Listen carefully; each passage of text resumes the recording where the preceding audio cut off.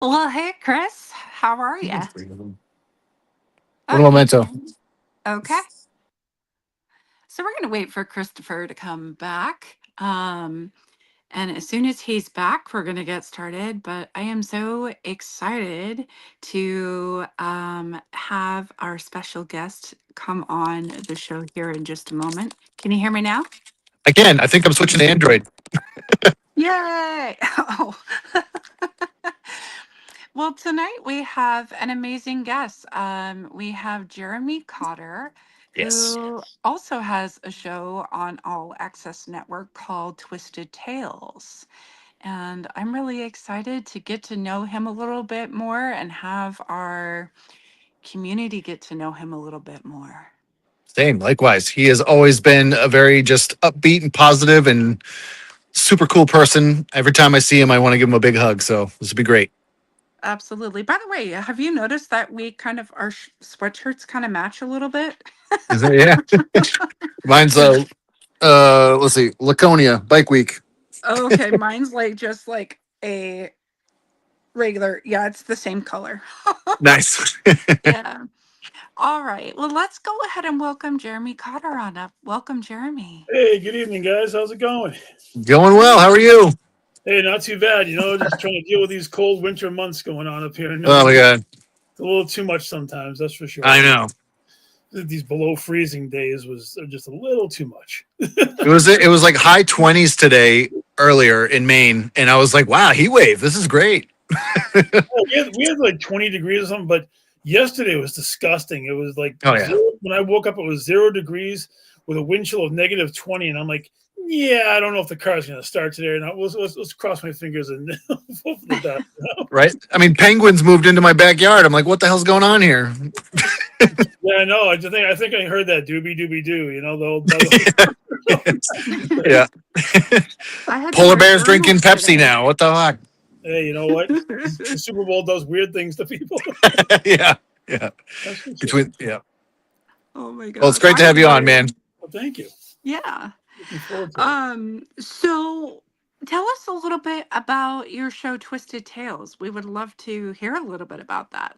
Yeah. All right, great. Well, Twisted Tales is it was amazing because it came together so quickly, relatively speaking. So I'll give you a little bit of backstory on it. So I really enjoy going on podcasts and talking to people, and I'm just a people person. That's just who I am. And the more podcasts I got on, the more involved I wanted to be in the culture. So at Salem Con last year, I was talking to Gwen shortly after the panel that they were all on for I think you were up there, Raven, with was it Gwen and Lee and somebody else? I think it was the podcast one, or I believe.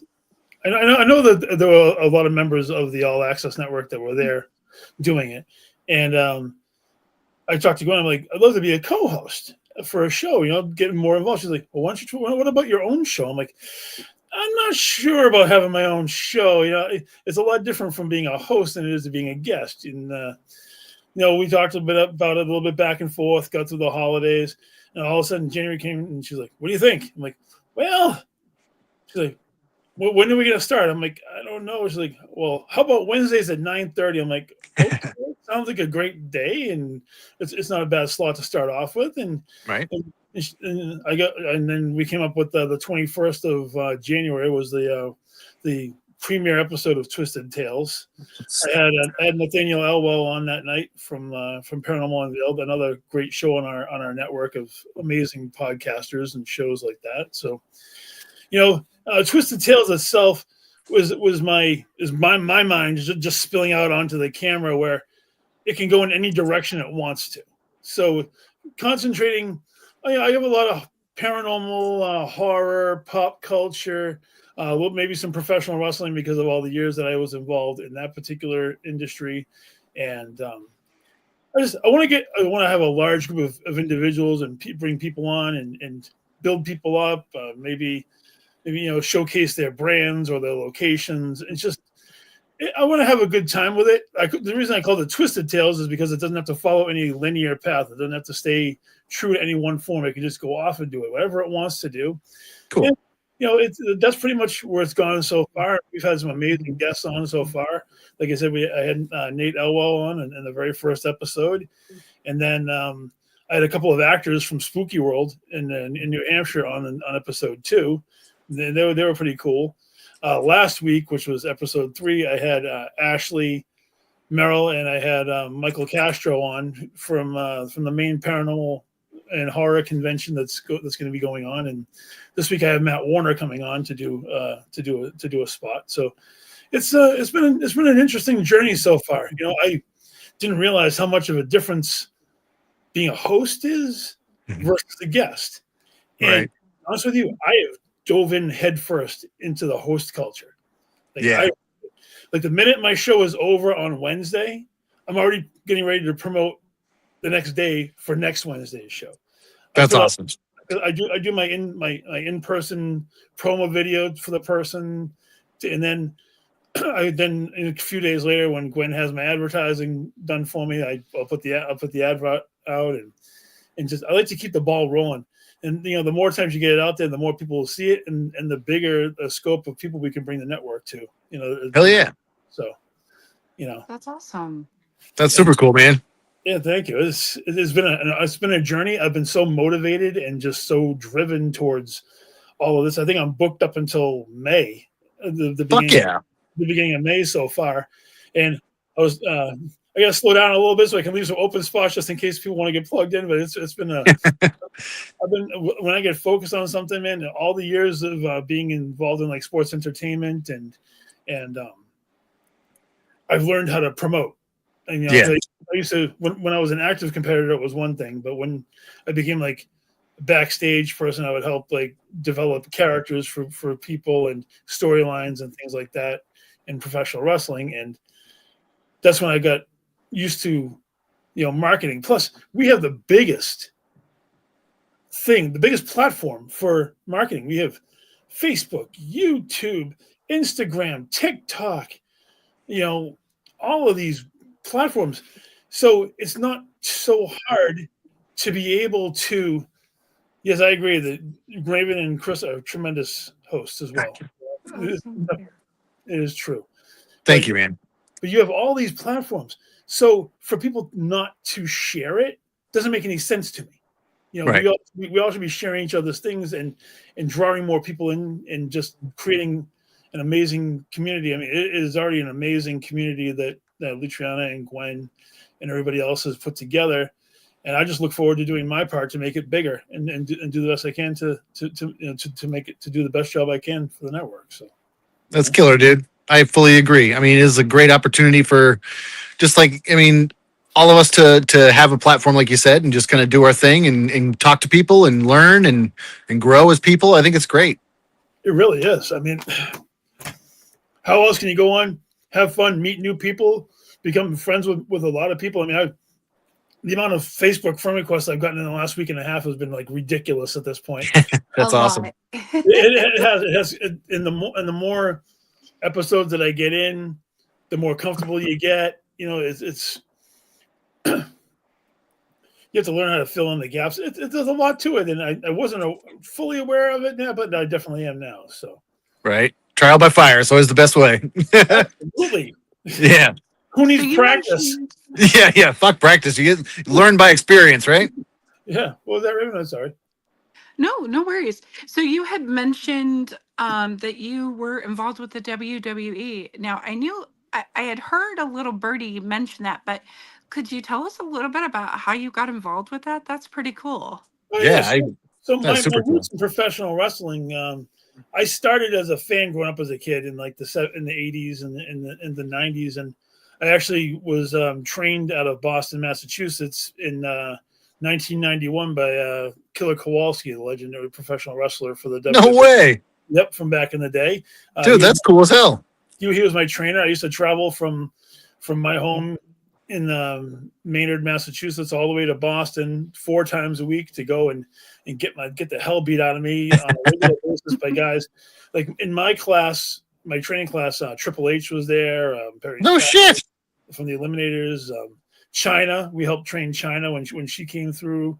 Wow. Yeah, I was in professional wrestling from active from 1991 to 2011 when I retired. Dude, I didn't know any of that. I apologize, but like that's cool as fuck. Yeah. I was big into wrestling back in the day. Like I remember Papa Shango? Do you remember that guy? Oh yeah. Dude, like, and before The Rock was The Rock. The Rocky Maivia. Oh yeah. Yeah. Yeah. Oh man. I mean, I grew up as a huge fan in the 1980s. The 80s is my favorite era. Was that like the Sergeant Slaughter era and Jake the Snake and Roddy Piper and Macho Man, Savage, Hulk, Macho Man, yeah, Andre the Giant, and all the legends. But no, going back to what I was, I did some enhancement work for the WWF in the early 90s. Let's say like 1994, 95 era, and then I did a lot more for the independents around Massachusetts. I've wrestled in most of the states in this country for various organizations like the NWA and things of that nature along the path. And then from there, I settled down after I had retired because my body didn't want to take the bumps anymore. And a friend of mine who runs a promotion in Rhode Island, New World Wrestling, he brought me in as his booker, matchmaker, promoter, like to help get characters over and to help out the younger generation. And then I kind of faded away when my new interest, so to speak, with the paranormal started to come into play, which was right around for Gene and I. Gene's the one who actually got me into paranormal. My wife, around 2011. I'm gonna say 2010, 2011. We may have we did like an investigation out in Vegas when we were out there in our wedding in 2010, but we started getting into it around like 2011 or so. So about 15 years now. That's in the paranormal. Am I hearing this right? Did you get married in Vegas? No, we actually got married in Massachusetts, but we actually for our wedding we traveled we traveled multiple different. We used to be into all the haunted houses, like the Halloween attractions. We went to the Headless Horseman's up in New York. Then we traveled down to Atlanta to go to Netherworlds, which was an amazing haunted attraction. And we went out to Detroit and went to I forget the name of the word. It was huge. And then we went all the way to Vegas to go to the Circus of Terror at Circus Hotel and stuff like that. Yeah. But yeah, we did. We took a 2-week honeymoon and just traveled the country and did a bunch of different haunted attractions because I'm always gonna love Halloween. I'm always gonna love that the horror, the jump scares. I mean, they don't scare me anymore, but the jump scares and things like that is definitely what I enjoy. And that's awesome. Yeah. So you said your wife. Oh, sorry. Go ahead. Oh no, go ahead.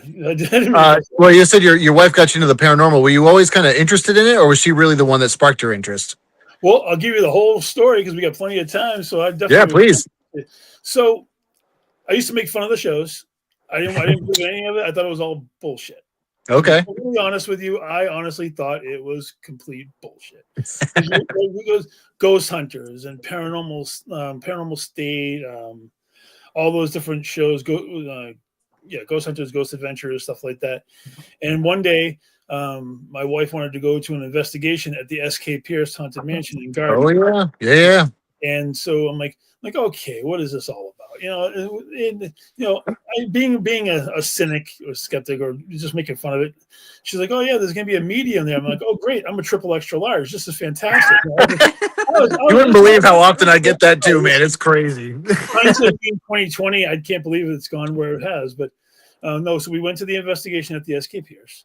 I forget who was running the event. It was Edwin and Lily still owned the house at that point. So it was before. It was way before all the renovations and everything went through. So it was still bare bones, raw dog. I mean, it was really, really a cool place to be. And we were doing a tour, like a before an investigation tour. And I can never stay with a group of people. I always have to go off on my own and explore no matter what. So they went in one direction. I went in another. I went into the room they called the nursery. They had like a crib and some other stuff, and it was really dark. And all of a sudden, I just saw this black mass come out from the side of the wall, and it blocked out the window and the street light and everything. And then it sat there for a second, and it went poof, and just disappeared. And I'm sitting there, I'm like, what the hell was this? I was looking for smoke machines. I was looking for Right. Of course I was, because in my years of sports entertainment, I know that you can generate things if you're looking for them. So I'm looking around, I couldn't find anything. I'm like, okay, that just happened. And I found Gene later on. I'm like, okay, there might be a little bit more to this than I understand. You know? Yeah. That place was one of my very first places to investigate. I love the SK Pierce.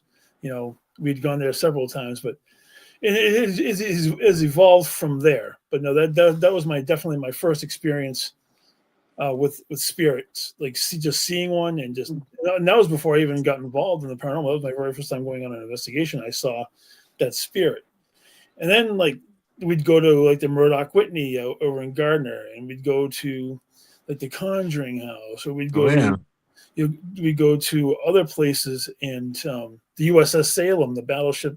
I love that place too. And every time I go there, something new would happen. You know, I'd get touched, I'd get scratched, I'd get pushed, or then I started hearing them talking. I could smell if there was a cigar smoke going on, or if a woman's perfume was in the area. And I'm like, what is going on? And the more that I was getting involved with it, the more I was actually enjoying it. You know, I was actually getting in. I'm like, does everybody smell this, or is it just me? You know, and then the voices started to become clearer. You know, it wasn't just knocks or dings or cat balls going off. I think it was before cat balls or REM pods, but actually hearing voices. And then people started showing up as shadows, you know, like the shadowless masses or you know, shadow forms. And that was intriguing. So I started getting more open, and I started learning how to open myself more to communications. And then the shapes started to form actual people. Oh, wow. And I was actually able to see the ghosts walking around, or the spirits, or the entities, or whatever you want to call them. I was actually able to see them walking around, you know, just like you and I. And the best part is when, like I said, I learned, I'm sure Raven will understand. I learned early on that I'm not a tech guy. So all your portal boxes, they're really cool. Ghost knows the things. It's cool, but for me, I like to use my pendulum, my dowsing rods, and you know, I'll have my K2 just for the hell of it. I mean, my wife got one for me, so I like to have it with me. But primarily, I like to use the most base forms, and especially when they started talking to me, and I was actually able to respond back, and our conversations would actually be justified on people's equipment as they were sitting there talking, and whatever I would say would come up on the devices. And then it became where, you know, sometimes I can't even shut it off. Most of the time I don't shut it off, because I enjoy the communication. I enjoy being able to learn new things, you know. And one day we were at the Conjuring House. We were doing an event there, and we were going around the room, and people were talking about their experiences and stuff like that. And I said, well, I have a lot of experience doing I've had a lot of experiences doing this and that. And the woman's like, well, you got to say what you are. I'm like, what is that? She goes, you're a clairvoyant, because you can actually speak to spirits like you talk to regular people, and they respond to you, and they will do, you know, if I ask them to do something, a lot of times they will actually go ahead and they will do it, because I treat everybody with respect. No matter what plane you're on, whether you're on this plane or the other plane, I treat them with respect. I don't ask the questions like, no, how'd you die? You know you're dead. You do. I don't ask any of those questions because those are disrespectful questions. You know, a lot of the spirits, you know, as well as I do, a lot of these spirits, they died suddenly and they have no idea that they've passed on to the other side. They're seeing it from a different point of view that we are, but they're still there, you know? Right. Yeah. Mm-hmm. Yeah. So, you know, brings up the current day, and I've been able to be part of a lot of great investigations and meet a ton of awesome people along the way. And yeah, I mean, that's pretty much, you know, in a bullet point system, like where my paranormal journey has gotten to so far, you know. That's pretty cool. That's I like the awesome. fact that you went from like cynical skeptic to like 180. Like that's super cool. It wasn't on purpose, Chris, to be honest with you. It Yeah. wasn't. I went from for some reason, like my energy draws out the spirits where I am. Mhm. Whether it's children spirits because children love me and they look at me as a protector, or the women, and unfortunately the men or the higher echelon spirits, they like to challenge me sometimes, and I'm cool with it. I'm not going to disrespect them. It's their home. It's not my home. Sure. But I'm also not going to back down either, because it's just I don't find, yeah, I don't believe in backing down from human beings living, let alone those who are on the other side as well. You know. Yeah, I get that for sure. Yeah, it's really cool because I just I never expected any of it to happen. Right. I think is the most pressing thing. I know I say it 100 times, but I had no intention on ever transferring from professional wrestling to the paranormal, and now a podcast that has everything involved in it. It's like the circle is complete, you know. Yeah. Yeah. Right. You know, because That's cool. I'm linking it all together. I'm working on linking all of it together, because there have been wrestlers on multiple paranormal shows like Ghost Hunters or any other. There have been wrestlers, like WWE has had guys go on there before from different things, and you know, and there's a lot of wrestlers who actually have paranormal YouTube channels currently. No shit. Yeah, there's a couple of ladies, Shotzi Blackheart and one of her friends, who and they investigate all sorts of places, you know, and it's pretty cool. You know, I don't watch as many shows as I used to, just because I'm way too busy trying to get the podcast up and running and in a you know, in orderly fashion. So, but once in a while I'll catch a show here or there. You know? Yeah. Skeptics turned believers are my favorite. Yeah. They are my favorites, because if an individual has an experience within a paranormal place or a non-expected paranormal place, um it can really help others sometimes who are very skeptical to at least maybe listen and formulate an idea as to why another skeptic would turn a believer and maybe be more open to the opportunities of having that experience. You know, I totally I agree with what you said, but the skeptic, once they have one experience, has to want to have more experiences. True. Sometimes the skeptic gets freaked out by the one, and they never come back to it again. You know, and we've seen it several times. I'm sure you both have seen it before, where somebody has an insane experience that they probably weren't expecting, and they run like hell out of a location, and you never see them again. Yep. I've heard stories about that. I haven't seen that quite yet, but I'm sure it's bound to happen. I've seen it 3 times. Yeah. I've seen somebody run out of a location 3 times. One time was at the SKPR. I took the brunt of that shit. Uh-oh. It was up on the 3rd floor in the billiard room, where there was some Oh yeah. skeptical stuff that had gone on in the closet thing, and there were some guys up there, and they must have been taunting or something like that. And I didn't know.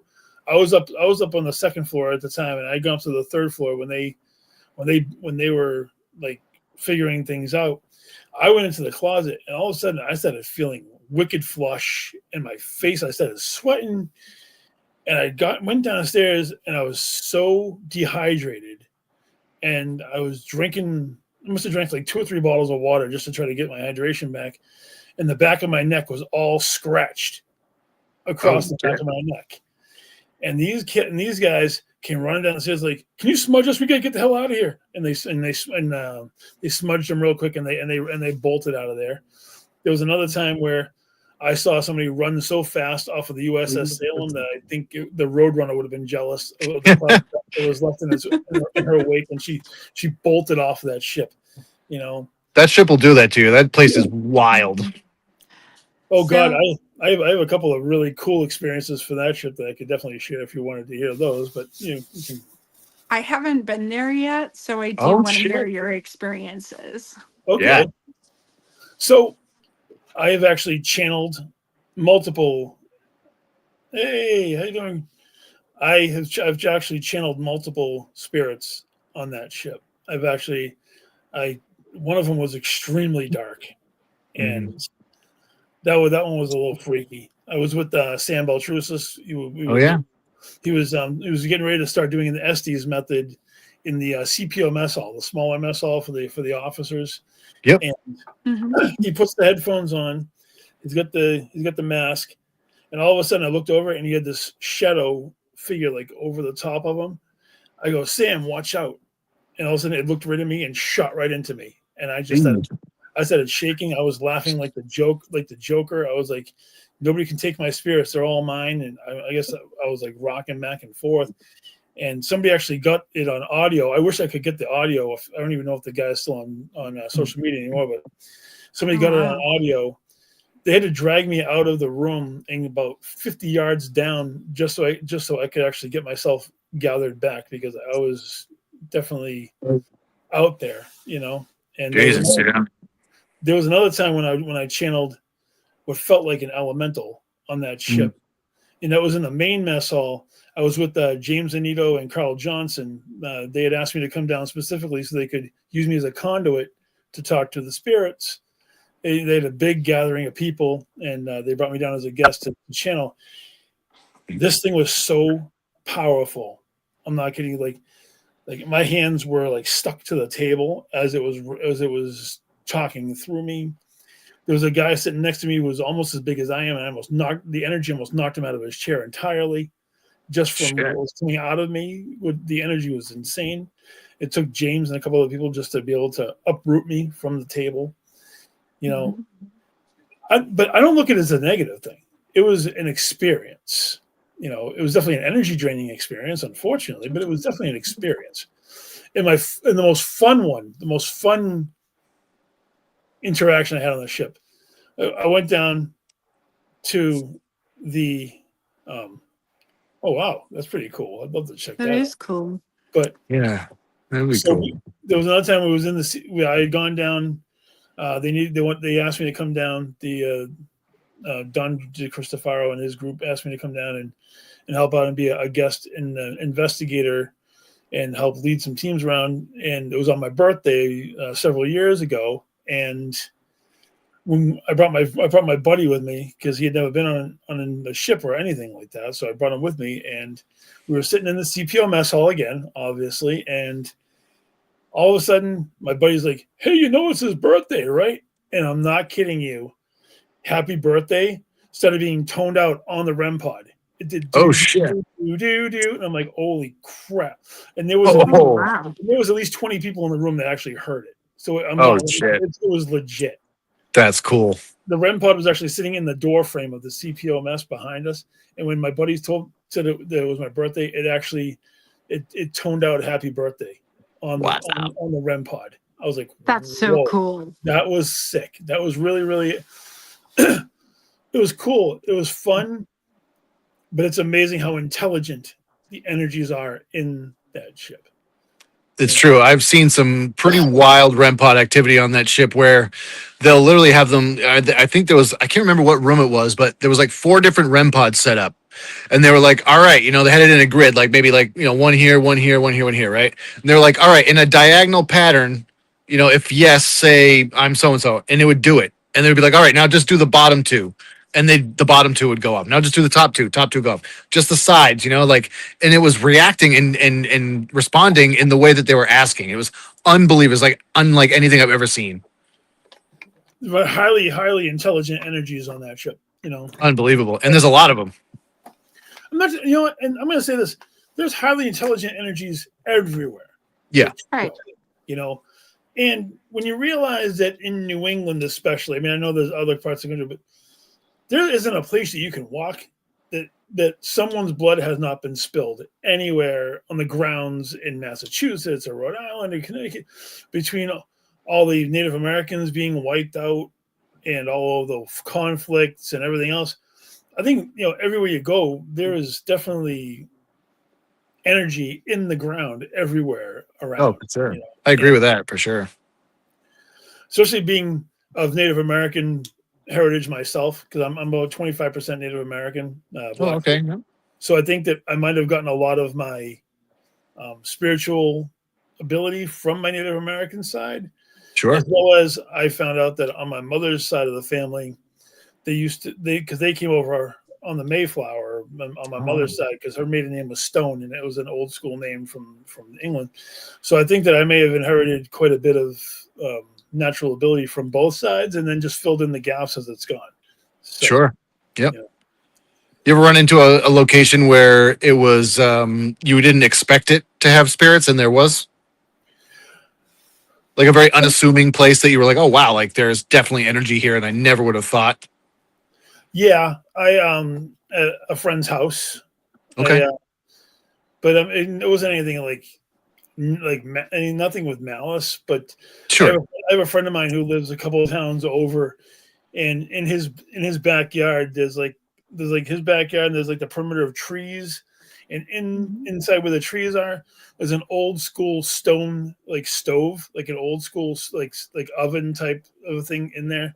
Oh, And no kidding. there's actually a woman whose energy is attached to that stove, and I'm waiting for the warmer weather to come because I finally want to get out there and talk to her one on one. Yep.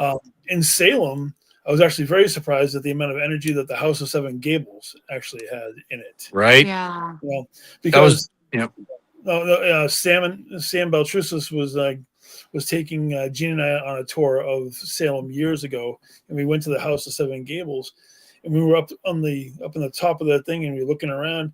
You could hear voices in like the room next to us, and you could see like shadows of people like walking around and things like that. I mean, well, at least I saw them. I don't know if anybody else did particularly, but you know, a lot of cemeteries you go to, you don't really expect to see anything, to be honest with you. But I get stuff at the cemeteries all the time. I think like loved ones going to visit the graves of their people and stuff like that. So yeah. It's funny you mentioned the House of Seven Gables. Kayla, my wife, and I were just there this past summer, and you know, I mean, I definitely felt that there was things there, energies there, you know, as well. But I asked one of the tour guides, I was like, you got any spooky stuff that happens around here? And he's like, oh no, none of that. And I think it's because they probably told him like, don't say anything about it. You know, I was like, you can't tell me that nothing happens around here. Come on, you know, they avoid it. They avoid any like that because they just don't want to draw any unnecessary attention to stuff. I could see that. Yeah. I mean, they don't even allow investigations there, I would imagine, right? No. I wouldn't imagine. Yeah, probably not. It's probably not the attention they're looking for. I don't think they allow any investigations in Salem at all, unless it's like inside the Hawthorne or something like that. So because I lived in Salem for a year. Now I'm just over the hill from it. I can say that they would take people on ghost tours, but to actually go on investigations, it kind of like helps if you know people Yeah, I can that are imagine. in the area to be able to do that, because they're actually pretty strict about going into the cemeteries to do investigative work or that kind of thing. And a lot of people that come in, there are places that are very much open to having people come and do a ghost investigation, but it has to be scheduled. I see. No, Yeah. it makes sense. You Yeah. know, a lot of people don't treat Salem with the respect that it deserves, you know. And That's true. Mhm. especially during October when it's all like the tourists come running in and you're asshole to elbow with everybody and walking around. I hate Salem in October. I will truly say that. I have no I desire work to in be there. Salem in I was gonna say, October, yeah. and I I've mean, I've been there during Halloween one year where we had to park at the border of Salem and walk all the way into town. And when by the time you got to Essex Street, you were literally shoulder to shoulder with people and walking through. mhm. It felt like cattle going to the slaughterhouse. It really Oh was. yeah. You couldn't get to any stores because trying to dive over people was almost impossible. So it's like, oh look, this is awesome. Essex Street. Oh yeah, great. Look, street performers. Oh boy. Can we get in anywhere to eat? No, it's like a 3 hour freaking wait anywhere you go. It's like, oh, come on. Yeah, you want to go to any of the shops, you're waiting for half the day, and then it's like, okay, well, we just spent half our day in a line. Which The nothing, only, I'm not talking shit about Salem at all. I love Salem, but you're right, man. It's crazy. I will Shoulder to say, shoulder my nut house. my biggest recommendation for anybody that comes to Salem is there are a lot of other months in the year mm, that you can enjoy it, actually really be able to enjoy it, I and agree. still see some of the most beautiful things and actually have a good time if you come and check it out. There is at least 10 other months that are perfectly fine. That's right. Maybe 10 and a Right. Yeah. half, depending on I mean, I would never touch it from like the last week of September to like the first week of November. I Right. tend to stay that 6 weeks is like blacked out to me. I If you think do, you better get there at 6:30 a.m., if you want parking in the town of Salem. I think that Mhm. I think that Gene and I went to the speakeasy. I think it was a speakeasy event at the Salem Theater during Oh, October last year. But that was just driving in, parking in the garage, going into the movie theater, and then getting the hell out of there. And that was late at night. It was an Edgar Allan Poe Mhm. based one. It was really cool. Now, I that's will cool. say that there are this last year. So I've been here 2 years now. I'm originally from California and moved out here. But the first year it was more packed than last year, but last year was still packed, full of people. And the second year in a row, I was like, I'm going to work and I'm going home. Don't blame you. No, definitely not. I don't even think COVID stopped Essex Street from getting mobbed. To be honest with you. I don't think so. I feel like I can't say for sure because my memory's kind of garbage sometimes. But I feel like Kayla and I have been there in and around the COVID time, and Yeah. people were still like jam packed. I was like, because I think I remember thinking like, how can they allow this right now? Like, we're supposed to be social distancing, and it's not happening. you know? Well, that whole social distancing thing was a novel concept, but it Sure. it it didn't work in some places. Right. No, you're right. It definitely didn't. I work at a hospital, Oh, you and do? Wow. in nutritional services, food, Mhm. the food and everything. I've been there Sure. since I've been there since 2021 when the Delta variant kicked into play, and Okay. um, it was interesting because it's like the world was still pretty much shut down for the most part around that time frame, like mid 2021. I mean, it had started off in the early 2020, and I don't think we got back to normalcy until the end of 2022 or mid 2022 is when things started. Yeah. Yeah. I think it was mid to late 22, maybe early 23, something like that. But I mean, the amount of like the amount of interactions I've had with spirits at my job Oh, has geez. been Yeah. has been interesting. I can't even imagine that. Yeah. I I witnessed my first ascension, like actually from I was in the critical care unit of the hospital, Hmm. and I was delivering some food. I started feeling really like I was sweating profusely. I mean, it was pouring sweat, and my stomach was burning. And all of a sudden, I looked over to the side, and this gentleman had like three of his family members in the room, and he passed while I was there, and I actually saw his spirit rise up out of his body and go into the light above his head right behind him. And Wow. the hairs on my arm like stood up amazingly. Hey, Christy. And As soon as he had passed, then all the pain went away. But I had sweat so much it looked like I had poured water over my head. That's Holy how bad cow. it was. And I still had to finish my shift at the hospital. Jeez. Yeah. I've seen spirits walking across the hallway from room to room. I've seen spirits sitting in chairs down in the cancer area from when they passed. I had a gentleman passed away right at my feet in the emergency room. Dropped down and passed away right in front of me a couple of years ago. And then the next day I saw him wandering the hallways of the hospital because he was still Wow. wearing the same clothes in his spirit that he did when he had passed. Holy cow. Yeah. So yeah, I mean, I've witnessed about a half a dozen ascensions since I've been at the hospital, Wow. and Okay. that is one of the most spiritually intense things I've seen. I can't imagine. Yeah. I've never personally seen that or been around it in my personal life, which I'm grateful for, but also too, like, it's a pretty remarkable thing to have be able to witness, I would imagine, you know. I agree, and I also feel that it was meant for me to experience, For sure. For sure. and it was something that I will never forget because Mhm. from that point forward, I decided to be. I leave myself on 24 hours a day. I don't. Okay. I used to turn it off. I used to try to turn it off. Sometimes it would, sometimes it wouldn't. I ground myself if I'm going to an investigation, but I always leave my crown open for receiving message because Sure. I truly believe that the journey has just started for all of us in this paranormal thing. As much as you think, as much as you think, and as long as you've been involved in it, we're just barely touching the tip of the iceberg of this entire paranormal universe, so to Oh, I speak. couldn't agree more on that one. Yeah, that you are spot on with that one, my friend. Just like I feel that like the spirits and like aliens and Bigfoot, they're all tied together as part of the same thing, Yep. and the more the more I think outside the box, the more comfortable I am with all of it, you know, Hmm. and yeah, we're all working on our paranormal journeys and it's Yeah. it's an amazing thing.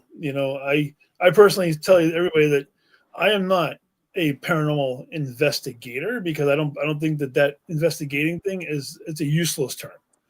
I'm a paranormal communicator. I talk to spirits. I embrace the conversations. I like to hear them tell their stories. So I consider myself a paranormal communicator and not an investigator. I'm not That's grilling cool. I'm not grilling these people for information. What am I going to try to put them in ghost jail if they did something stupid? I mean, no. Yeah. To me, it's it's more of a spiritual connection with the other side. Right. It's not like you're saying, where were you on the night of July 23rd in 1825? Well, but some people do that. You've seen investigations where Oh, people come up sure. with some of the Yeah. most blunt and digging questions. I'm like, you really think they're going to answer that? Right. Really? Okay, well, go right ahead. And while Yeah. you're getting nothing, I'll just sit there and be like, okay, cool. And then It's people wonder why they get scratch marks or they end up with some kind of like, bruise or something like that when they're interrogative like that instead of approaching it with, I mean, just my thoughts on it, approach it with authenticity and an understanding that this person, this spirit has crossed over and or hasn't fully crossed over and needs help, or it's a communication, not an interrogation anymore. They're already on the other side. Right. and I agree with you. There are a lot of spirits who are still bound on the earth plane, and there are some that have ascended, and so there are some that can travel back and forth between all different planes because we the funny part is we don't know what's going to Right. happen because we're not there. Right. We all can speculate. We all can have our interactions. I mean, I've recently been able to astral project once or twice, which was really crazy in and amongst itself. I didn't quite understand how that one worked. I was a bit worried that I may not go back to my host, and then I've been able to actually communicate with people through dream state which is also an interesting one as well. I don't know how that works, but I've actually, somebody was like, "Hey, you know, did you were you thinking about coming over to the house?" I'm like, "Why?" "Oh, I thought we were having a conversation about it the other day." I'm like, "We did in dream state, but I haven't really, I've actually I don't understand any of that. It's brand new ish, so it's kind of, I think we're not supposed to understand everything, and whatever's given Right. to us as gifts is something to hold and treasure. Honestly, Yep, that's a great way to look at it. It's a great way to look It's at it. it sounds like you can dream travel, yeah, which is pretty cool because that could be like a really cool way of creating or helping somebody with healing in some aspects when it's, asked for to like be able to help them through that stuff. It's kind of cool. Yeah, it's super yeah. cool. It's something new, and it's something I got to learn more about, or just by personal experience, because there really isn't anybody who can teach things like that. So I think, learning it as it goes, and it doesn't happen very often. It's only been like once or twice for that kind of a experience, but the more I get into it, hopefully it can develop into something. I love helping people anyway. So Yeah. When you went into these dreams, were were you aware that you weren't in your own dream, that you were in someone else's? not really. I Okay. mean, it felt like it was my dream, but then again, I've been in dreams where I don't know I don't know why I was there. Mhm. It's like I've been in a dream where I was at a farm, and I was visiting my nephews, and I could see, like, their goats and their chickens and their open field, and I'd never been there before. The first time I Mhm. ever went there was when I went to Augusta for the main Paracon last year. My sister lives about a half an hour away from Augusta, so we went and we visited their farm for the first time, and I had seen it in my mind's eye before I even went there. You happen With to know what town in Maine she lives in? You said Palermo. Palermo. Okay, that's not far from where I live. Okay, yeah, she's in Palermo. Um, my Jean's aunt lives close by, in a half an hour in a different direction from Augusta. I forget what the town necessarily is off the top of my head, Well, it's funny but because I literally live a half an hour from Augusta. So yeah, that's cool. The yeah, I live in a reason town called Jefferson. Okay. the Yep. reason I asked about that is because I am pretty sure that I am dream jumping or doing astral travel or time jumping sometimes when I'm sleeping, because when I'm waking up, I'm seeing very, very, very vivid faces of people that I get the energetic vibe that they're still either connected in this specific lifetime, Right. or they're having memories of people that they had in their lives that had crossed over, that either those whom have passed had it, whereas they were either showing me or but it was like really vivid. Like sometimes I would wake up, it's so embarrassing, but like when this first started happening, there was one particular time where I had woken up and it was like seeing somebody literally standing over me coming down in a cloud, and I jumped and screamed. It's okay though, because everybody's experience is obviously different when it comes to that. Yeah. If I have any kind of a dream jump or whatever, I'm extremely tired the next day. Like, it feels like I didn't even freaking sleep, you know. Yeah. And I don't really Mhm. sleep much to begin with. I get maybe like 3 hours a night, 3.5 tops. I'll be in bed by like 11. Maybe I might fall asleep by 11, and my alarm clock's already going off at 3:30 in the morning. Because I'm usually at work by like 4:30, 5 o'clock in the morning every day. Mhm. So, but I can't like go to bed at like 9 o'clock at night or think anything like that, because it just doesn't feel right. I mean, I'll be tired sometimes, but that's you know. But when you do any kind of dream traveling or stuff like that, it doesn't feel like I've gotten any sleep at all. I'll be like, oh great, did I even close my eyes? Does it even feel like I did? You know? Right. Yeah, I've been in that place before too. So that's why I was curious, because I know that everybody has different experiences and how they experience it, which is why, like, even myself, like, I'm curious to find someone who has a lot of experience in that to help me, like, understand how it works a little more. It's an interesting experience, and I will say that I don't think everybody has that ability to be able to do that. So if you can, it's a rarity, you know. Right. I mean, it's kind of funny. One thing I will tell you is that my wife doesn't let me do any kind of Ouija board sessions whatsoever, because every time I do, some weird shit happens. especially Yeah. at the, especially at the Hinsdale house. Oh my Ah, god. man, I've heard so many good things about Hinsdale. I've never been. We went one time. We went a couple of years ago. We did the Wildwood Sanatorium, and then we went over to Hinsdale the next night. So we stayed. Mhm. We investigated Wildwood and stayed there, and we also did the Hinsdale house. And it is everything that it has been talked about, if not way more. That is what I've heard also. The Native American energy, or what is so intense in the woods around that property. Mhm. Because when I went up in there, it was amazing. The it's it's hard to explain. It really is really hard to explain. There's a reason that they have lots of dream catchers out in the woods in those trees, and it's Even in other countries, because James and I went to Romania, like, with a group of people. And one of the forests that we went through, there was a dream catcher hanging in the forest. Like, it Hmm. was wild. It was in the middle of nowhere. It was really interesting. That is pretty interesting. So, Jeremy, you had talked about, like, the investigators that kind of ask the kind of like the questions that you shouldn't be asking, right? well. So, or maybe not shouldn't be asking, but this kind of like the generic bullshit, I guess, right?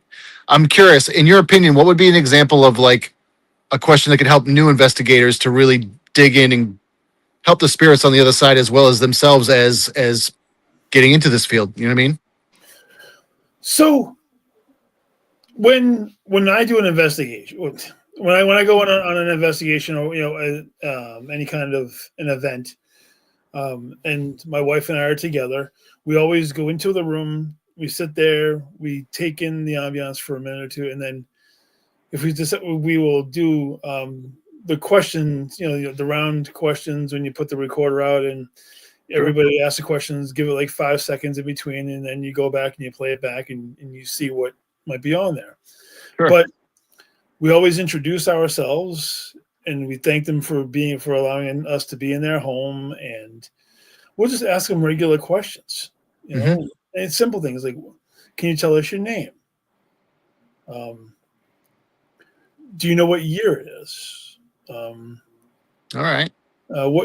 what's your favorite food, or like what's your favorite color, or if I'm wearing something like I got my Beetlejuice shirt on here, it's like, can you see what this word is? Or Ah, okay. things like, but you sit there and you talk to them like, do you like this? Do you like your home? You have a very pretty home, and things that you can get natural responses from people, I because like that. you don't walk up to a person on the street going, you're alive, right?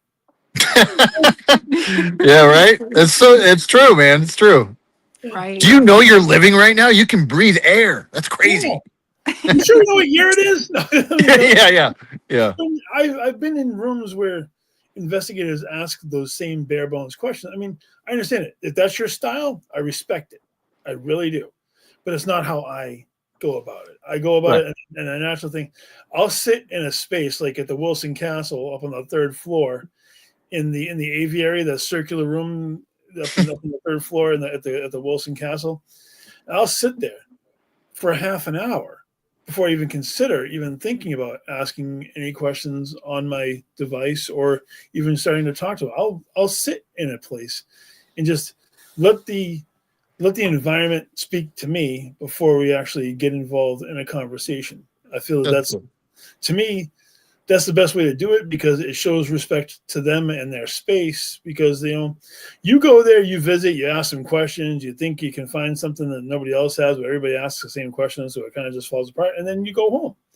Right. These spirits, these entities, these people live in this home, and they've been there for a long time, and they're going to be there for a long time afterwards.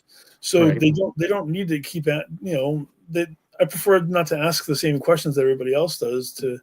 I try to make everybody feel comfortable, like I Yep. said, on the physical plane and metaphysical plane as well. So I have to ask, Yeah.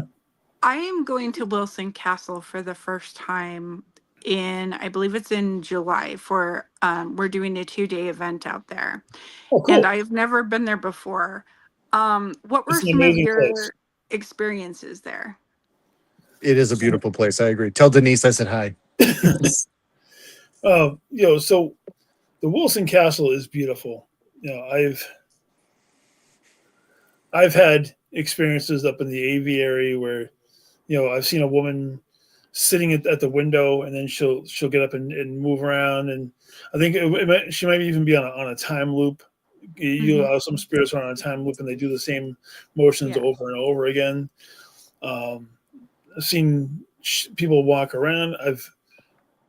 It's hard with Wilson Castle because the echoes so much that if you got to be really quiet when you're doing your questions, so that you're not giving everybody else's reverb. Hmm. Right. I've Yeah, there's seen some I've very seen all big rooms. yeah I've seen all sorts of spirits walking around. Most of them are friendly. They just want to hang out with people and just chill, and that's the most important thing to me. I don't want the energies in any location to feel uncomfortable with us being there. Right. Hmm. And that, Mhm. especially being a man of a large stature like myself, it's hard because I can look physically intimidating. I look physically intimidating to people on this side, let alone I couldn't imagine what it looks like on the other side. The So fact that you think about that, that I definitely have respect for you in that regard, because with some of these ghosts, they've been through horrific things, and so having that kind of respect when going into that space, knowing that some of those spirits are dealing with very difficult things that they haven't been able to move past or Mhm. overcome, or be able to release themselves from, or be released from, it shows character. That's awesome. I That is think awesome. I I like to I try to show respect to everybody, and you are going to encounter some negative energy from spirits because I firmly believe that if you were not so nice on this side, when you go to the other side, you're taking that with you. You're not going to be all of a sudden you're not going to be like the nicest guy on the other side. You're taking your grumpiness. I've encountered grumpy spirits. I've encountered angry spirits. I've encountered tricksters and all sorts of practical jokers or whatever you want, as well as the nice energies as well, because how you are on this side projects how you're going to be on the other side. You don't automatically just turn into this really cool guy if you were a not so savory human being on the other side. It's just, Right. I don't believe that everybody's going to automatically turn into the nicest person in the world because they'd be kind of foolish to think that too. Well, and I think it eliminates validation when you're connecting with that person too. If you were just like, if you were a complete jerk in life, and everybody knew that, and then you cross over and people are like, I'm connecting with this really genuine, awesome person, and they're just so nice. They're like, that's not him. It's not going to match up with what they were like in real life. So it eliminates the validation of who they were as a person, in my opinion, Exactly. right? No, I agree with you entirely. That's what, if you're a jerk on one side, you're a jerk on the other side. Because I don't know how we obviously it's speculation. Everything is speculation. Right. Yep. But I've encountered like Lizzie Borden's father, Oh Andrew wow. Andrew in the parlor, seen him in there staring at people, like almost staring a hole through people because they were doing experiments or whatnot in the parlor area where the couch is and all that kind of stuff. And he wasn't a big fan of There was a Ouija board. Somebody left a Ouija board there, or they used one, and he definitely is not a fan of that at all. And Hmm. but he was a very strong man, and you're not going to turn lighthearted in an instant just because you pass away. It's just the way that it is. Yeah, I think Yeah. life lessons can be learned, but I think healing can take place to Mhm. maybe shift things. But I think that key part of you is essential to who you were here as who you are there. I agree. I mean, we're all human beings. We all have great days and we have some not so good days. We all have days that we are the nicest people in the world, and we have days that we can all be a little bit surly or unsavory. So it Mhm. happens to everybody. So Absolutely, why should you think that it's any different on that side of the plane than it is on this side of the plane as well? it's a good point. That's my takeaway from it anyway. Yeah. So, um, I can't believe an hour has passed already, but it has. Holy shit! I Wow. know. God damn. Um, I feel like we just started. I Yeah, know, right? it's all good. Um, before we close, I Yeah. wanted to ask, do you have one more question for him, Christopher, at all? It's funny. I had a bunch of different questions, and it always happens that way. It's like every show. They're like, you ask me that question, and I'm like, damn it, there's no time. Sorry, I But get a little bit long-winded on my questions, answers, and stuff like that, but it no, happens. this has been awesome. It's been cool to pick your brain about stuff and just to get your insights on all of like your life and your practice, and just all of this has been super fucking cool, man. I'm really glad to have you on the show, like truly, genuinely. My question though, I'm gonna lead with one more question. You had talked earlier about like Bigfoot and aliens and things like that.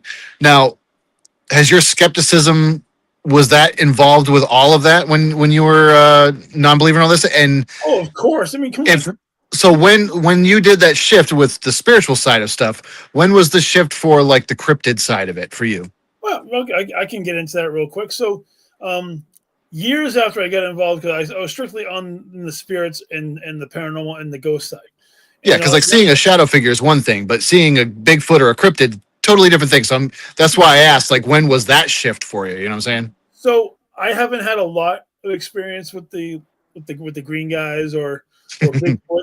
I mean, I think I've encountered like a puckwudgie here or there, or maybe other creatures, obviously.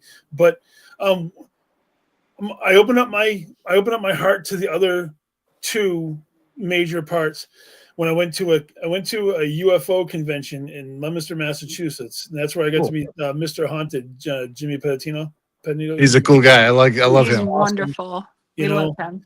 and I have friends who are involved in the Bigfoot culture, and I have friends who are involved in the alien culture, and I decided to embrace all the forms of the paranormal Very because cool. I feel that it all is linked into one big umbrella. And who knows, maybe someday we'll figure out what the actual is, what is going on. But I mean, I feel that they're all linked together. Hmm.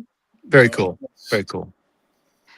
Yeah, that's That's awesome. yeah. That's pretty much my take on that. It's just the paranormal is an amazing um, community, you know, Yes. and I am very proud to be part of that community, whatever I can. So I've enjoyed my journey so far in the paranormal. I've only encountered very few individuals that I'm not the greatest of. I'm not too keen on, but for the most part, I've met some amazing people that I consider family, and it's just onward and upward from there. Absolutely. And it's interesting how in our paranormal communities, like with the different events that we do, we all can bring things outside of the paranormal, even into the paranormal, that helps it to like wrestling, for example, or other aspects, other avenues that like really actually do in turn integrate just in some very unique ways. Um, so yeah, speaking of, you and I share we share a love for Funko Pops, and Yes, I will say that. Yep, I have about 100 of them in my collection. Oh shit. you can see it. Okay, hold on. Oh I yeah. have to see if I can take my back screen off. You're gonna see my wall for a minute. Hold on. Let me see if I can figure this out. Trying to figure out how to take off my background for a I second. primarily collect horror Funko Pops. That's the genre that I'm currently doing. That's And yeah, that's awesome. Gwen, how do I take my background off? I think one of my prized pieces is my autographed Freddy Krueger custom Funko Pop that I have. That sounds So, interesting. Okay, if you go up, yours is a little bit different than mine. It should be in your little settings wheel, your gear. You see your little gear? hold on. Let me see. Real I know quick, while you're trying to figure that out, Jeremy, what's your favorite horror movie? I see the scream mask behind you. What's your favorite horror movie? Of all times, the original Nightmare on Elm Street, 1984, is Hell yeah, nice. it's probably one of my Jeremy favorites of all loves time. horror. I do. I love horror, but I'm also a big action guy. I'm like Yep. slapstick comedy, anything Yeah. you can possibly think of. My new guy that I really enjoy is I do enjoy Art the Clown. It's a little Same, dude. and Love that guy. the third movie with the Santa Claus and all. Oh man. You know, it's funny because I didn't think that they could each one has progressively topped itself. And when that third one came out and I saw that, I was like, holy shit, they went and did it. I got to meet him. I got to meet Did you?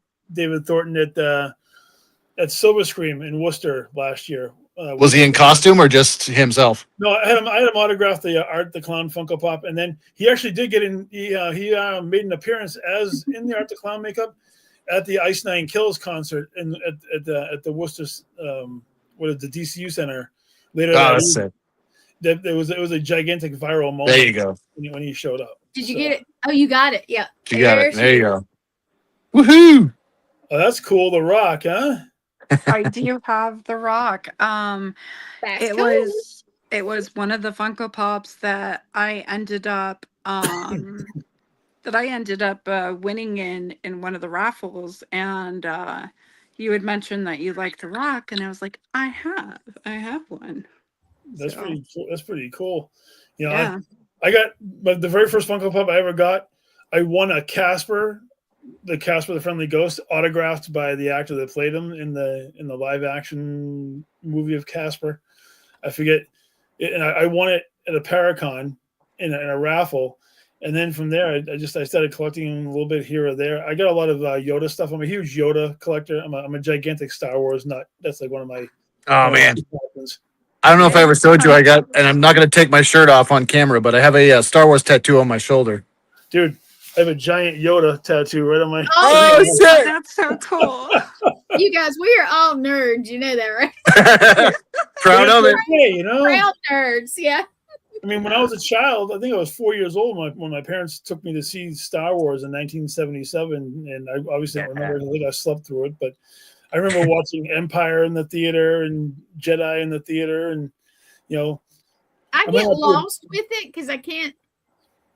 I guess I have memory issues. I don't know. Maybe I just get confused, but I have gone back and watched because I can't remember exactly how it's really. And then it's the Mandela effect too. So I'm like, Oh shit! Yeah. yeah. So Mhm. I don't. Yeah.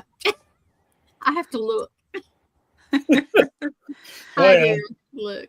Definitely a nerd. You know, I got my Yoda collection. I think I have like almost 100 pieces of different Yoda stuff in my collection, and Do you have That's Baby Yoda? I call it Baby Sure. Yoda. I call it Grogu. the Yeah, child. I do have Yeah. Grogu. Yeah.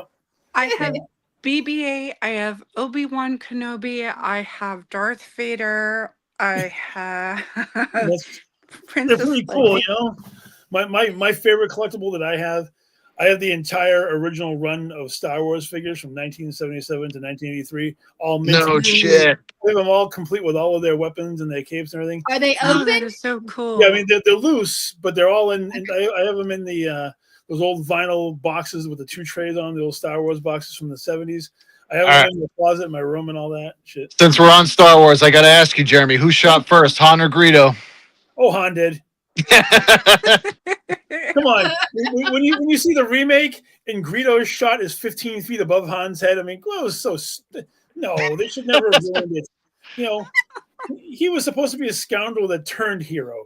You don't want Right? you don't want him to be a good guy right off the bat. That was You terrible. didn't want people talking, especially Greedo. That was the most useless moment when they came up with that character Snoke in episode 8, whatever the hell that stupid thing was. You know, the galactic pimp, the galactic pimp wearing that big golden robe. Oh shit, yeah. It was terrible. Have you That's seen awesome. the General Grievous pop? It's awesome. Have Yeah, you seen that one? I think I saw the original one, right? So, there. I haven't seen the original. I have one of the resale ones that I just got in the last couple months. That's cool. they put one of him out a long time ago, or like one. I think it was like one of those blue back ones from years ago. I think there's a General Grievous in that as well. I mean, I don't have any of those. I wish I had gotten involved in it on the base level. I could have made millions at this point off of those damn things.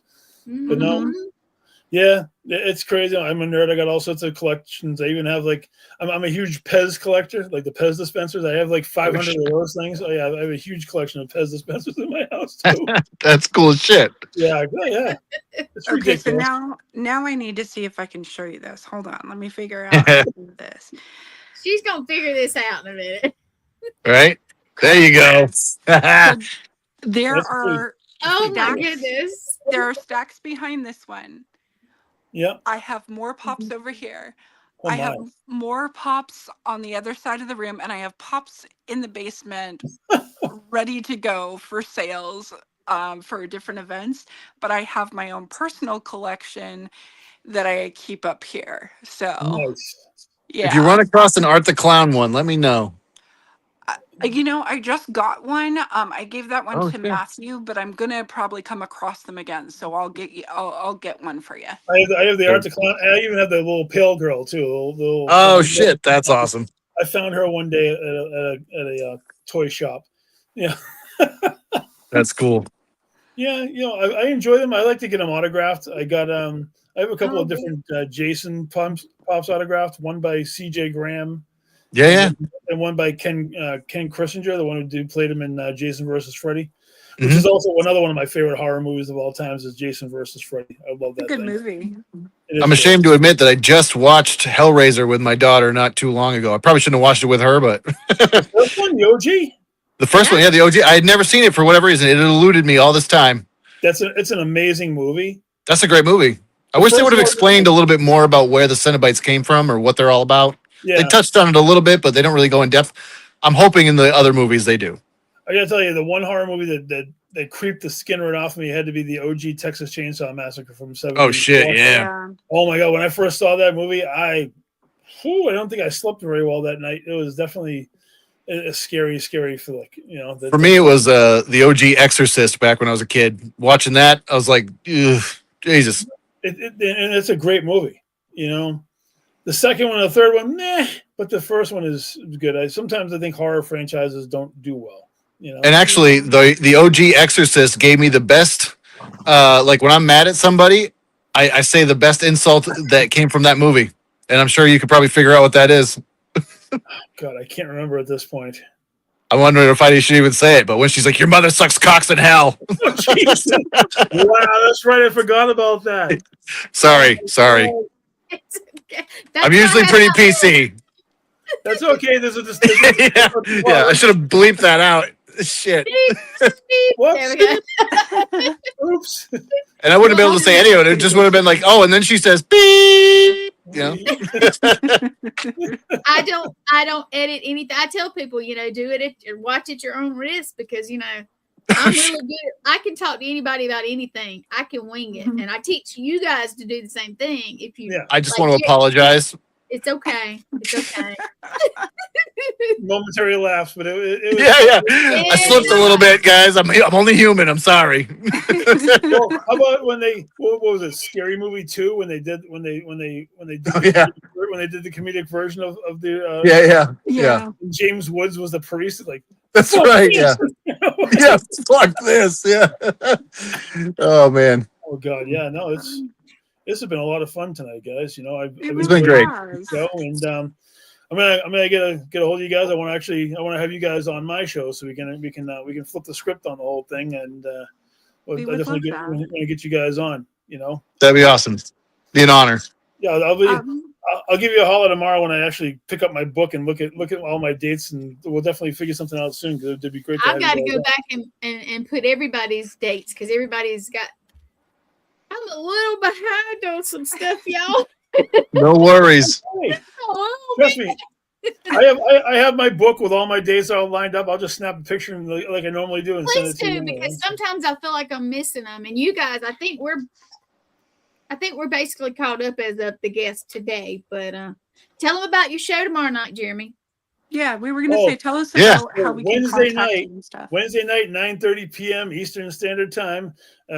Twisted Tales Volume 4 is going to be bringing on Matt Warner, the head of Warner Preservation, Paranormal Preservation Society and Warner Paranormal Explorers. I've known him now for a number of years. You know, very interesting guy, and I can't wait to have that conversation because it's going to be a fun one. You know, I love the fact that the show is doing well, and we're going to keep the ball going and the momentum. Like I said, I enjoy so much being part of this All Access family group now. It's a lot of fun. You know? Much love and respect, brother. You too, man. Definitely. So if people wanted to get a hold of you to talk to you about channeling or talk to you about anything that you've shared, or if they have any questions, what would be the best way to get a hold of you, or even for the podcast show you have? Through my Facebook channel. I'm always checking my Facebook channel. They can, you know, if I'm not friends with them, they can send me a friend request. I'm usually very open about bringing people in, and they can leave me messages through direct. I do have TikTok. I forget what the heck the thing is at this point, but Instagram I think is Yodaman 1973, and you know, all your basic social platforms. I welcome anybody who has any questions, or anybody who wants to, feel free. They can give me a holler if they want to be on the show or something like that. I'm always open to have anybody. Or you know what, if you can't find him for some crazy reason, message me always. Absolutely. We're in contact all the time anyway. So yeah, every day.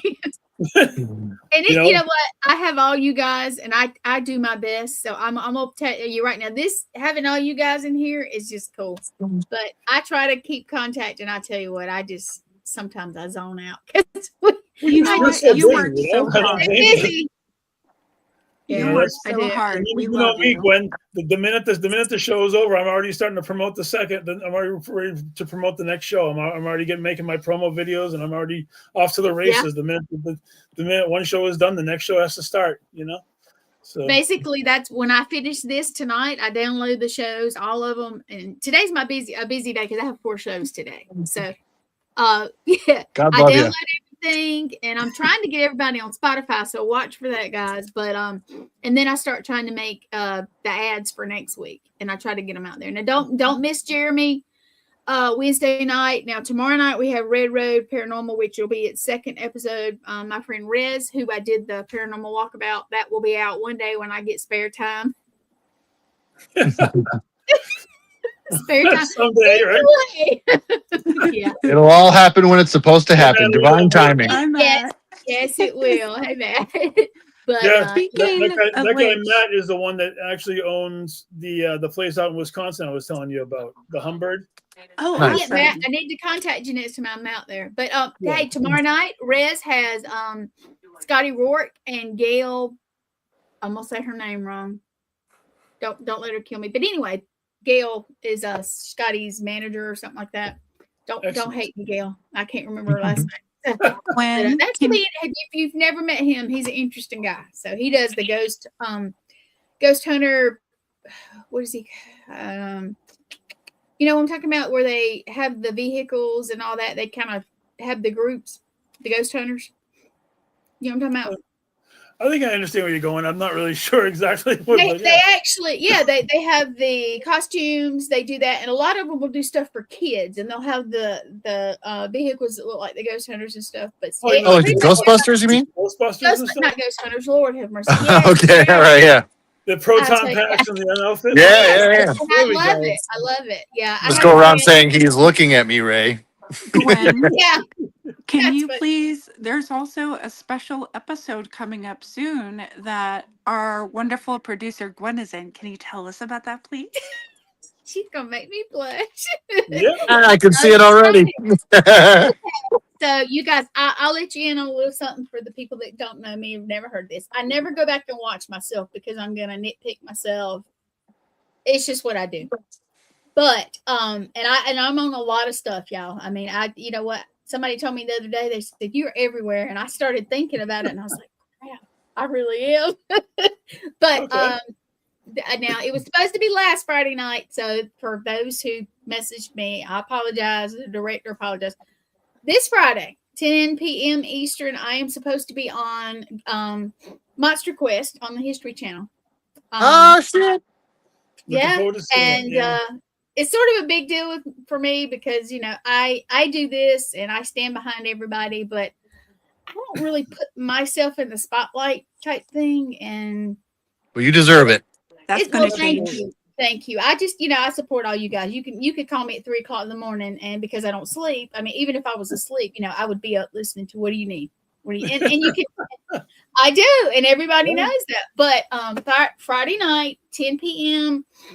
Monster Quest is on the History Channel, and I have one story on the episode. And if you've ever watched it, what it is they take your story and you tell it, but they make a reenactment of it. And I am very anxious about. I want to see it. It's going to be good because they are really. Now I got to go back and say, Blaine Rohan and Letriana Brown have had their episodes, so please go back and watch those too because the whole thing is wonderful. It's That's wonderful. awesome. It really cool. is. Yeah, but Friday night, guys, I'll be sweating sitting in front of the TV because I promised everybody I would.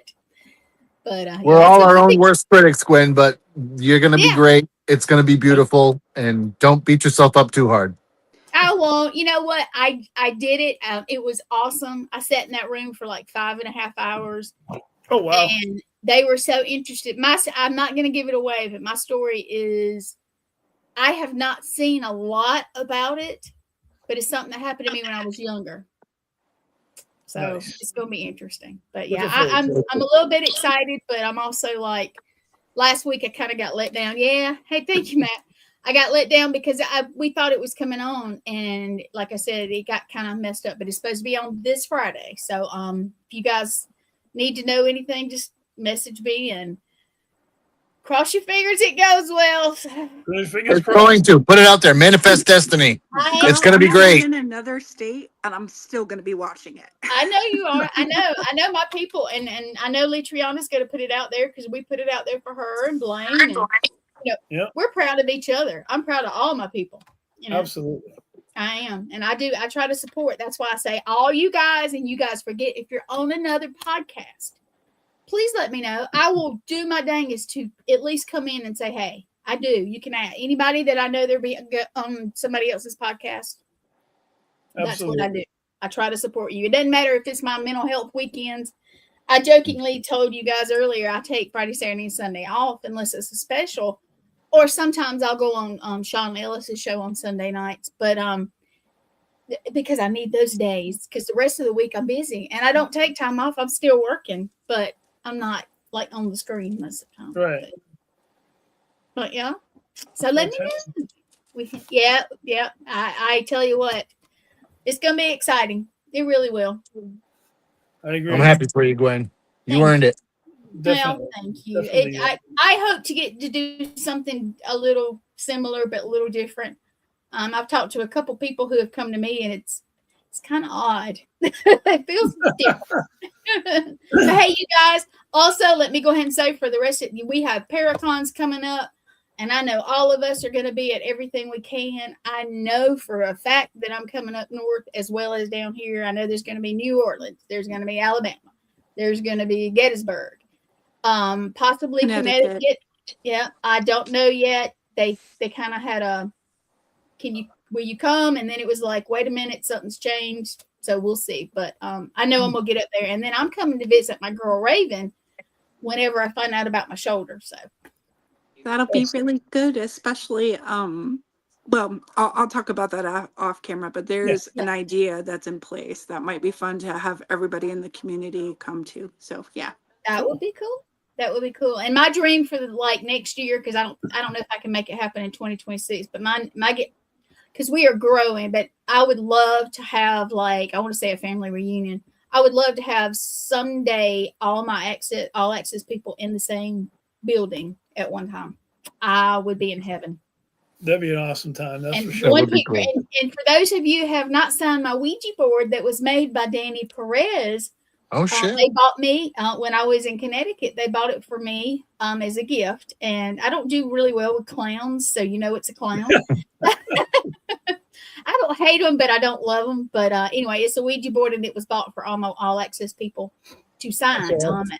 Now, John Zaffis did sign it, but when the man grabs it and signs it, you don't tell him no. So No, not at all. No. no, you don't tell. And Awesome. I love him to death. John, if you're watching, he's probably laughing at me because he's We love you, John Zaffis. Yeah, Excellent. he's sweet. He's a sweet man. We had him on.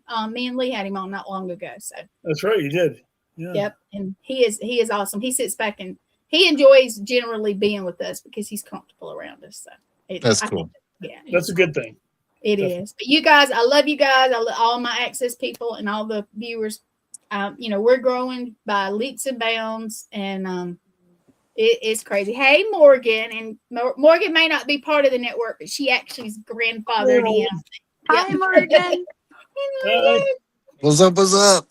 Morgan, get your boyfriend to send me his ad. I am Daniel Elwell. I'm his co-host on Wednesday nights at 8:00 Eastern. So Yep. Get on it, Nathaniel.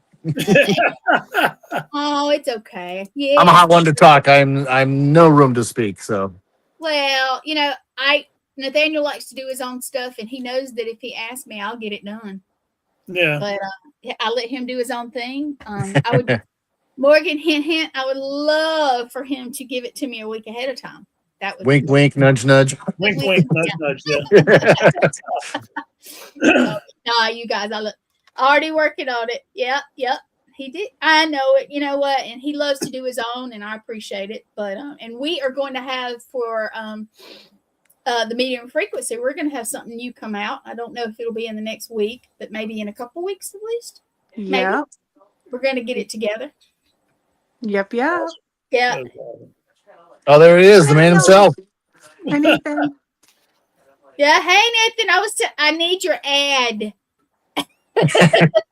The man, the myth, the legend. Yep, the legend. Nah, he's cool. And he honestly he gives me hell a little bit because of Monster Quest because he's a big fan of it. Yeah. Yeah. So, but Nice. Morgan summoned him.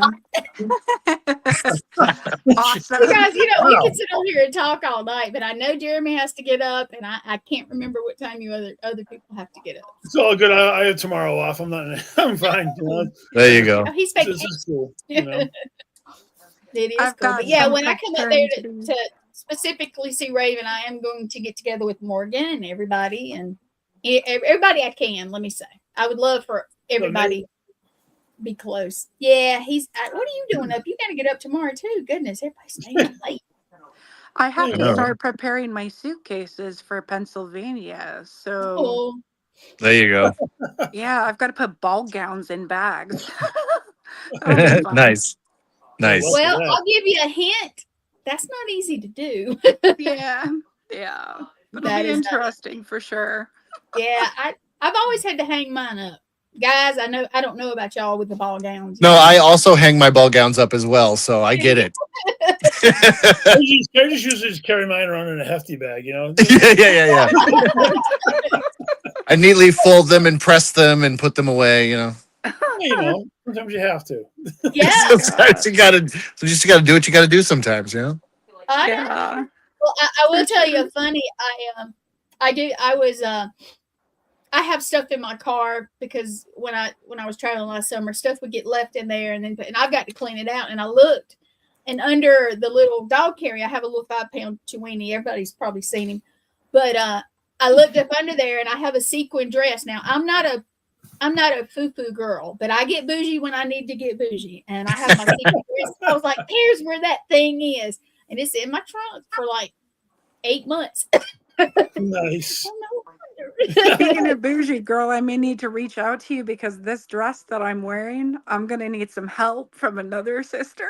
Yeah, I tell you, y'all never seen me really dressed up, and I clean up well. I do, but yes, Morgan, you know what I'm saying. What did he say?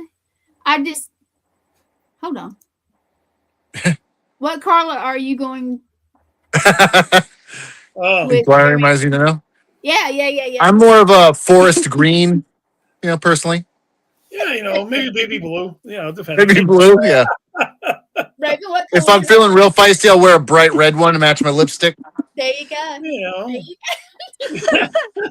Well, one of my dresses is a deep red velvet Ooh. dress. And it's got like a really pretty slit on the side. It's got long sleeves and it's got like the front part of it is what I'm concerned about, but I'll talk to you about that later. But then I also have another gown that I'm like trying to decide on neon orange. because there are 2 days in a row that this event is going on, so I have to have different outfits for different things, Oh, well, Shoot. including Yeah. a fashion show. So there you Be go. careful when you walk, because I have fallen doing one of those like for a fundraiser one time. That's why I keep my high heels under 4 inches. well, Yeah. thankfully I'm not walking for the Oh. fashion show. I'm attending it. Oh, there you go. Oh my goodness, yeah. I dig the vibes, not hot pink. Oh yeah, you could do Barbie. You could do Barbie colors, you guys. Yeah. Ooh, neon orange, nice. It could be like a large road cone walking around. That'd be perfect. If it's black light sensitive, I'm down. Like neon orange, that sounds cool to Oh, me. yeah, that'd be kind of cool. Yeah, black light. Right? Yeah. Nice. Just You walk around guys with a are black really light on. tall, and I'm really short. So yes, I'd be the little orange cone, and you guys could be. Yeah, it's getting late. I'm isn't it? I'm more bougie on a budget these days, so I don't know if I could afford the neon orange one. You'd You be never know. surprised what you can find online. I'll tell you. But Yeah, true. yeah, I'll Raven, get the you can Timu version. Yeah. That's funny. Oh, this has definitely been a fun evening for sure. Absolutely. I love it. I love it. Oh, but strobe lights involved, it would be a total. Yes, it would. Oh yeah. Strobe lights. Oh my gosh. Yeah. Well, But guys, this has been fun, but I'll be real with you. Yeah. I got like probably 2 hours or 3 hours stuff to do. And Yep. I got over an hour drive home before I can even Oh. think about going to bed. So I got Please family do. in the hospital, so I want to check on them. oh no. Oh, nice. Sounds I'm great. sorry. Yeah. Hopefully, it's interesting because I'm the family member that I have is dealing with some similar things to what I went through when I was in the hospital. So, at least I'm able to be of support through this, but it's like I'm worried about them, of course. So yeah. Well, thoughts and prayers. Hopefully it goes well. Yes, For sure. everybody Yeah. send us that good energy, good healing energy. I'm gonna Thank you need so that soon because I don't do well when I'm having to not be able to go anywhere and do stuff. So Yeah. it's gonna be rough. All And right. Chris, I know you've been having a little. No, I won't say little. You've been having some issues too. So, always sending it to you. Always, all week. Been Thank worried you. about it, really. And please be careful. Please be careful. Oh, I will. I do this all the time. I'm driving long distances for me is normal. So Yeah, what'd she say? she said. I missed it. Wait, double click. Chris, You you don't- don't sleep. Don't lie. Yeah. I asked her about when I was at Wilson Castle, and then I drove 6 hours on 1 hour sleep to Pennsylvania that Oh, morning. wow. Oof. I don't sleep Couldn't well sleep. at all. I had to be in Pennsylvania. I was like, "Fuck it, might as well just go." I stopped at Dunk's and I went on my way. There you go. Yeah. Did you All jam right. the music? Thank All right, you. everybody. Yeah. All All right. Well, I'm gonna let you guys. I'm gonna pop out and I'm gonna take Jeremy down. Jeremy, thank you for coming on for these guys, and I love Thank it. I got to you. kind of chill out and listen to you guys. But anyway, you guys have a good night. I'm gonna pop my stuff out, and you guys. All right. Well, that was so much fun. That was super fun. That was awesome. Yeah. So next week, Monday, 9:30 p.m. Thank you so much. Eastern time, we will have our next show. And our next show is, I believe, with Navi. I have to double check. So That'll be a good one. it'll be a lot of fun. With that being said, oh, Morgan said that she searched for your sleeping spot for hours. Yeah, I kind of did the whole I just very quietly slipped out and didn't tell anybody, and I just went into my car, tried to sleep, didn't sleep. But yeah, sorry, Morgan. Next time I'll give you a heads up. To be fair, she pulled hard to get me an air mattress that night, and so I appreciate that very much. And I'm sorry that I just ducked out, but you know, I'm a weirdo. What can I say? Well, we will talk to you all next week. Thank you so much for hanging out with us and for popping Absolutely. in. And we'll see you next week. Oh, she's like, you Houdini. Totally did. That's hilarious. All right, friends. We'll see you next week. Bye now. Thanks.